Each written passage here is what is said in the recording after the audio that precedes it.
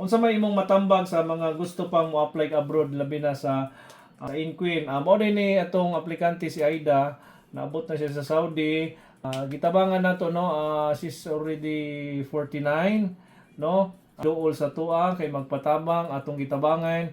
Unya watay duha-duha no, watay pili sa edad, watay duha-duha nga nipili no. Kay mo lagi ni ang atuwa gusto natong ipakita nga despite sa iyahang edad nga 49, siyang gidawat atong ipangitag employer nga to sa abroad karon maayo kay siya kahimtang dito sa Saudi. So dili ni ato puro negosyo, kun dili giuna gyud nato ang pagpanerbisyo kay mao man nga ato ang promise nga kana laging tong giserbisyuhan o wa gyud tay duha-duha nga atong gitabangan siya sama sa iyang giingon.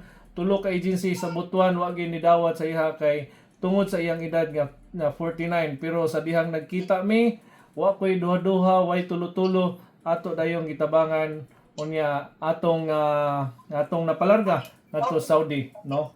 Dili lang na dili lang siya kundi daghan na ni silang mga idaran na ang iyang nakasabay isa ato putong hinabion pag maka-online na siya. So Aida, ako mangayong kanang opinion nimo or unsa may imong maistorya sa mga katong gusto pang mo apply mo abroad nga mga first timer, unsa may imong maistorya nila? Sa tanan gusto manarbaho sa ibang bansa, ayaw na mo og duha-duha sa Inquin kay para sa ako tested jud ko kaayo nga tanan mga employer nga moadto sa Inquin mga buotan gid sila kay ako buotan gid ako nga mo kalay sa Ginoo.